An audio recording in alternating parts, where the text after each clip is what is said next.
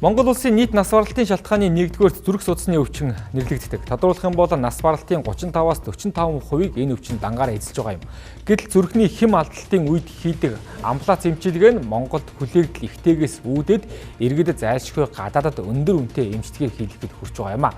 Тэгвэл анагаахын шинжилгээ ухааны үндэсний их сургуулийн Харьяа Монгол Японы эмнэлэгт зүрхний хэм алдагдлын үеийн амбулац эмчилгээг шинээр хийж эхлэв байна. Хэмээ амбулац эмчилгээ зүрхний хэм алдагдлыг эмчлэх орчин үеийн арга юм. Гэвч зүрх судасны өвчлөлөөрөө дэлхийд тэргүүлж байгаа Монгол улсын хувьд дотоодын эмнэлгүүдэд өргөн хүрээнд хийгдэж чадахгүй байна. Харин Монгол Японы эмнэлэгт анх удаага энэхүү эмчилгээг нэвтрүүлснээр өвчтний хүлээглийг бууруулах ач холбогдолтой. Мөн өмнө нь Монголд хийгддэггүй байсан зарим төрлийн эмчилгээ хагалгааг дотооддоо хийх боломж өрдөж байна. Амьжлага эмчилгээний өндөр технологи шаарддаг, эмчийн ур чадвар шаарддаг зүрхний хэм судлалын тусламж үйлчилгээг нэвтрүүлж байгаадаа баяртай байна.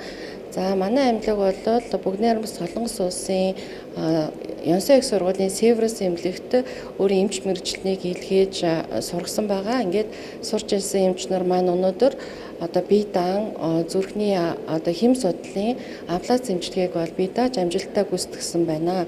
Эмийн амбулац эмчилгээг Бүгд найрамд Солонгос улсын Аз намхан далайн зүрхний хэм судлалын нийгэмлэгийн ерөнхийлөгч Пак Хина мэдэрдлээ. Тус эмнэлэгт суралцсан монгол эмч нар цаашид энэ төрлийн эмчилгээг бие даан гүйцэтгэх чадамжтай болох юм. Ингэснээр амбулац эмчилгээ хийх эмнэлгүүдийн тоо нэмэгдэх нь сайн талтай юм а.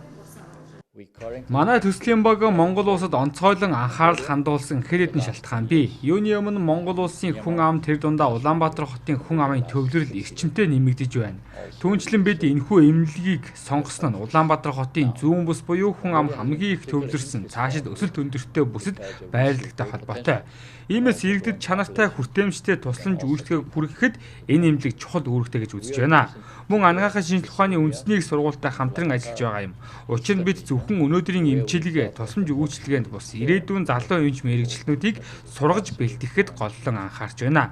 Ирээдүйд энэ салбарыг авч явах чадварлаг мэргэжилтнүүдийг бэлтгэх нь бидний хамтын ажиллагааны хамгийн чухал зорилгоудын нэг юм а. За энэ төрлийн ховдлын дээрх тахикардийн хэм алдагдал нь бол дэлхийд 100 мянган хүн ам дутамд жилд 35 тохиолдол шинээр онцлогдож идэг. Өөрөөр хэлбэл бас их өргөн нийтлэг тохиолддог хэм алдагдал байгаа. За ихэвчлэн ийм залуу хөдөлмөрийн насны хүмүүст бас тохиолддог. Гэхдээ амбулац эмчилгээ буюу түлэх эмчилгээгээр бүрэн эдгэх боломжтой ийм төрлийн хэм алдалт байгаа. За Түүнчлэн уг эмчилгээнд ашиглах тоног төхөөрөмжийг Бүгд найрамд Солонгос улсын хэм судлалын нийгэмлэгээс буцалтгүй тусламжаар хандвалсан байна. Мэргэжлийн инженерүүд Монголд ирж төхөөрөмжийг суйрлуулан хүлээлгэж өглөө.